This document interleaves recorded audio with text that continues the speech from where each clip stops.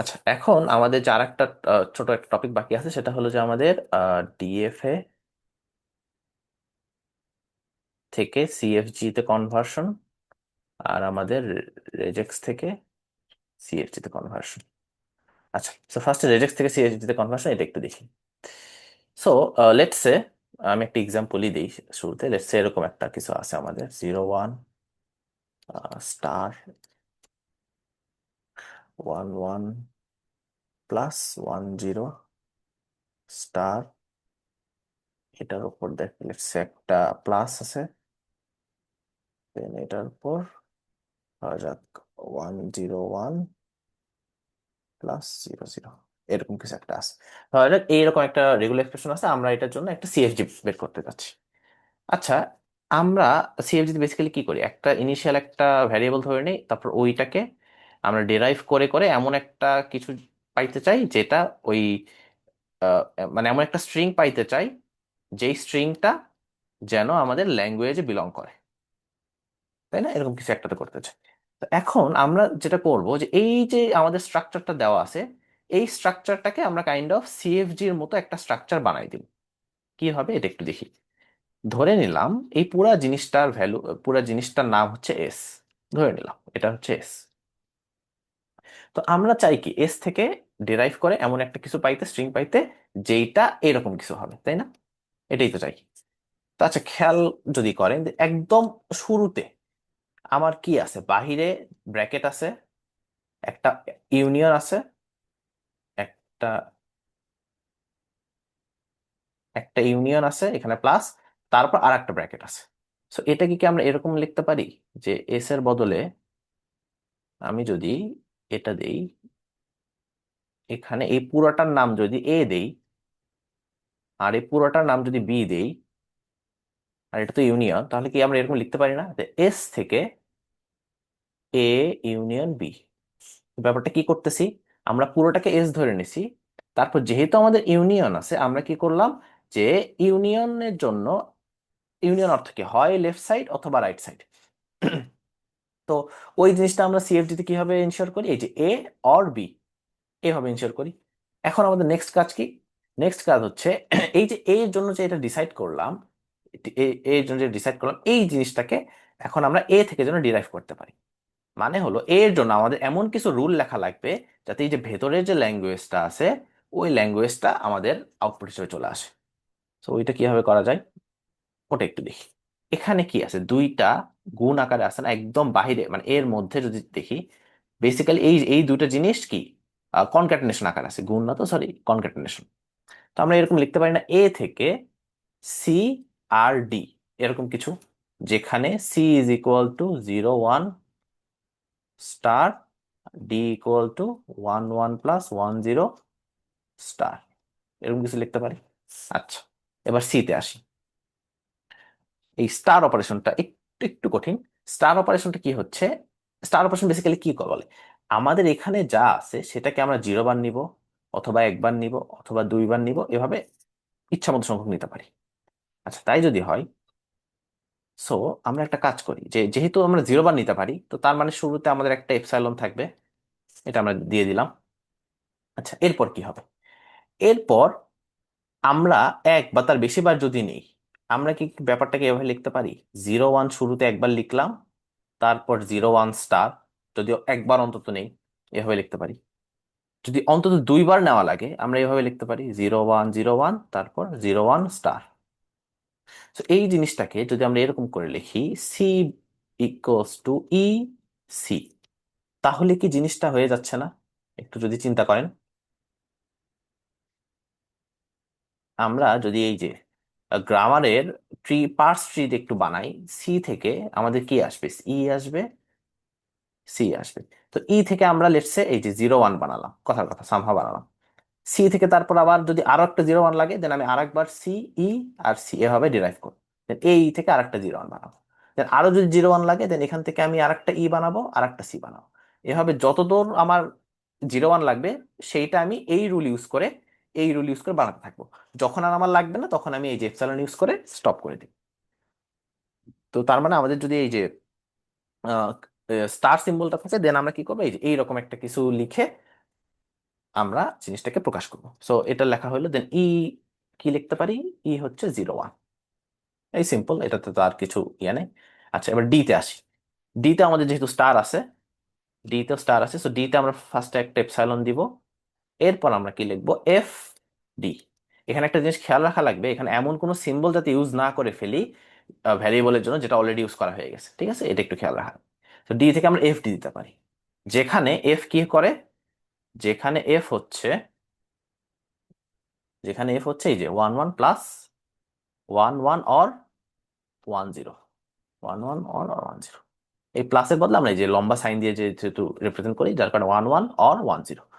So আমাদের তাহলে কি, এই যে এ এর কাজটা কিন্তু শেষ। এ থেকে প্রথমে সিডি নিলাম, তারপর সি থেকে আমরা এভাবে ভাঙলাম, দেন ডি থেকে আবার ভাঙলাম, তারপর আমাদের এ এর কাজটা কিন্তু হয়ে গেল। তো বেসিক্যালি কাজটা একবার বুঝতে পারলে সহজ, যে আমরা ছোট ছোট অংশে ভাগ করব, দেন ওই অংশটার জন্য আমরা ওই যে রুল লিখবো আর কি। আচ্ছা, তো আমরা এ এর জন্য কাজ শেষ, এবার বি এর জন্য দেখি। বি এর জন্য সিম্পল, জাস্ট দুইটা আর কি ইউনিয়ন আকারে আছে, তো এটা আমরা ডিরেক্টলি লিখে দিতে পারি। সো বি এর জন্য আমরা লিখে দিতে পারি 1 0 1 অর 0 0। তো এটাই আমাদের রেগুলার এক্সপ্রেশন থেকে কনটেক্সট ফ্রি গ্রামার হয়ে গেল। আচ্ছা, এখন আমরা আসি ডিএফএ থেকে কনটেক্সট ফ্রি গ্রামার, এইটাতে আসি। এটা কিভাবে করবো, লেটস আমরা একটা ডিএফএ যদি নেই, Q0, আমরা লেটস সে কেমন ডিএফএ নেওয়া যায়,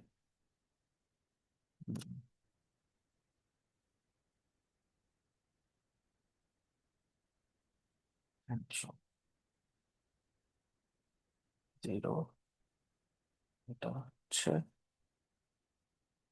0।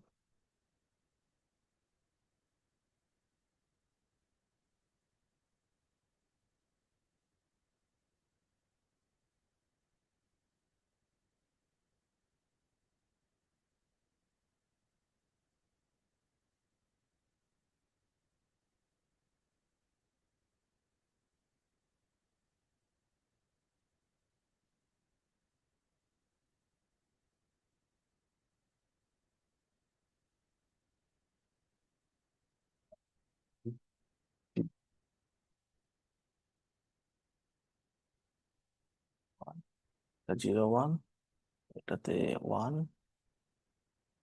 লেটস এটাতে 0 দিই,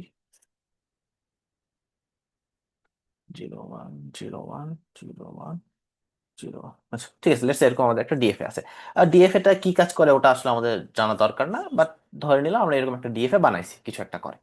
তো এখন আমরা ইয়ে কিভাবে করবো, কি বলে, যে আমাদের গ্রামার যে লিখবো, সেই গ্রামারটা কিভাবে লিখবো। তো আমরা একটা কাজ করি, যে এই যে প্রত্যেকটা স্টেটের জন্য আমরা একটা নাম দিই। লেটস এটা হলো এস, এটা পি, এটা কিউ, এটা আর, ধরা যাক এরকম একটা নাম দিলাম। এখন আমরা যদি একটু খেয়াল করি, আমরা মেইনলি কি চাই, যে এস একটা ভ্যারিয়েবল থাকবে, সেখান থেকে ডেরাইভ হয়ে আমাদের টার্মিনাল গুলো আসবে, দেন মানে এটা থেকে যখন ডেরাইভ হবে তখন কিছু টার্মিনাল পাবো, কিছু হয়তো বা ভ্যারিয়েবল পাবো, দেন সে ফাইনালি যখন ভ্যারিয়েবল গুলোকে ডেরাইভ করবো, আমরা সব টার্মিনাল একসাথে পাবো, তাই না, এরকম কিছু একটা আমরা করবো। তো একটা জিনিস যদি খেয়াল করি এখানে, একটা জিনিস যদি খেয়াল করি, এই শুরুতে আমাদের Q0-তে আছি আমরা, বা স্টার্ট সিম্বল কি এস, আর এখানে স্টার্ট করি Q0 দিয়ে। তো এই Q0 থেকে আমাদের অপশন কি কি আছে যাওয়ার, একটা হলো যে 0-তে যেতে পারি, আর একটা হলো আমরা 1 দিয়ে যেতে পারি, তাই না। তো 0 দিয়ে যদি যাই, আমি যদি 0 পাই, ইনপুট স্ট্রিং এ 0 পাই, তাহলে কি আমি Q1-এ যাব না। সো Q1-এর নাম আমরা কি দিছি, পি। তো তার মানে কি আমি এরকম বলতে পারি, যে এস থেকে আমি যদি ডেরাইভ করি, আমি এরকম কিছু একটা পাবো, 0 পি পাবো। কেন পাবো, কারণ এস থেকে 0 পেয়েই তো আমি, এই যে Q0 থেকে 0 পেয়েই আমি Q1-এ যাই। সেম জিনিসটা আমি যদি একটু ভ্যারিয়েবল দিয়ে বলি, এস ভ্যারিয়েবল থেকে আমি যদি ডেরাইভ করি, শুরুতে একটা 0 ডেরাইভ করব, তারপরে আমি এই যে পি, Q1 স্টেটের যে ভ্যারিয়েবলটা আছে ওই পি কে ডেরাইভ করব, তাই না, কাইন্ড অফ ওই রকম ওটার সাথে মিলানো যাচ্ছে। অর, অর কি দিব, 1 পেলে আমি ওই স্টেটেই কিন্তু থাকি, তাই না, 1 পেলে কিন্তু ওই স্টেটেই থাকি। তো সেক্ষেত্রে কি হবে, 1 1 এস, তাই না, 1 পেলে সে ওখানেই থাকতেছে। ওকে, এটা আমরা গেল। এবার আমরা কি করব, পি এর জন্য বের করি। পি এর জন্য আমাদের জিরো পেলে কই যায়, এস এ যায়। সো আমরা পি এর জন্য লিখতে পারি জিরো এস, ওয়ান পেলে কই যায়, ওয়ান কিউ। জাস্ট দেখে দেখে বসানো, আর কিচ্ছু না। One Q. কিউ পেলে কি করব, কিউ পেলে যেটা হবে যে জিরো কিউ ওখানে থাকে, কিউ পেলে জিরো কিউ, অ্যান্ড ওয়ান পেলে হয় যে ওয়ান আর। আর পেলে যেটা হয়, আর পেলে যেটা করব যে জিরো আর অথবা ওয়ান কিউ, ওয়ান পে কিউতে ব্যাক করে। তো এরকম ভাবে আমরা কিন্তু সবগুলো লিখে দিতে পারি। আচ্ছা, so এতটুকু করলে কিন্তু আমাদের কাজ শেষ হবে না। কেন হবে না? কারণ আমাদের এখানে আমি কিন্তু বলছিলাম যে আমাদের যে গ্রামার রুলগুলো লিখি ওখানে আমাদের একটা রিকার্সিভ রুল থাকে, আর একটা আমাদের বেস কেস থাকে, তাই না? রিকার্সিভ কেস আর বেস কেস থাকে। তো এখানে কিন্তু সবগুলো আমাদের রিকার্সিভ কেস, আমাদের কিন্তু একটা বেস কেস দেওয়া হলো।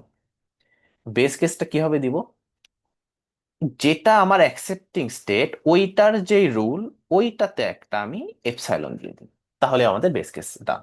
কেন ডান? একটা জিনিস চিন্তা করেন যে আমরা একটা ল্যাঙ্গুয়েজকে কখন অ্যাকসেপ্ট করি, যখন ওই ল্যাঙ্গুয়েজটা বা ওই ল্যাঙ্গুয়েজের একটা স্ট্রিং যদি আমি ডিএফএ তে পাস করি, ওইটা ট্রাভার্স করতে করে ওটা ঘুরে ঘুরে এমন একটা স্টেটে আসে যেটাতে অ্যাকসেপ্টিং স্টেট হিসেবে রাখছি, তাই না? সো একটা জিনিস চিন্তা করেন, আমি এখানে কি করতেছি, ডেরাইভ করতেছি, যে একটা ভ্যারিয়েবল থেকে ভেঙে আরো কয়েকটা ভ্যারিয়েবল বের করতেছি। তো এভাবে ভ্যারিয়েবল ভাঙতে ভাঙতে আমি যখন আর এ আসবো, আর এর পরে, আমি আর যদি কিছু না ভাঙি, আর কে জাস্ট এপসাইলন দিয়ে রিপ্লেস করে দিই, তাহলেও কি আমাদের অ্যাকসেপ্ট করা উচিত না? মানে দেখেন, আর এর পরে তার কোথাও যাওয়ার দরকার নেই আমার অ্যাকসেপ্ট করার জন্য। আর থাকার পর আমি ওখানেও যদি থাকি তাও কিন্তু আমরা অ্যাকসেপ্ট করবে। সো ওখানে যদি আমি জাস্ট একটা এপসাইলন বসাই দিই তাহলে কিন্তু আমাদের এই অ্যাকসেপ্টিং কেসটা হয়ে যাবে। আচ্ছা, এখানে পি আর একটা অ্যাকসেপ্টিং কেস আছে, সো এখানে পি এর জায়গাতে একটা এপসাইলন বসবে। তো যতগুলো অ্যাকসেপ্টিং কেস ওই সব জায়গায় আমাদের এপসাইলন বসবে। সো এটাই আমাদের হয়ে গেল ডিএফএ টু সিএফজি কনভার্সন।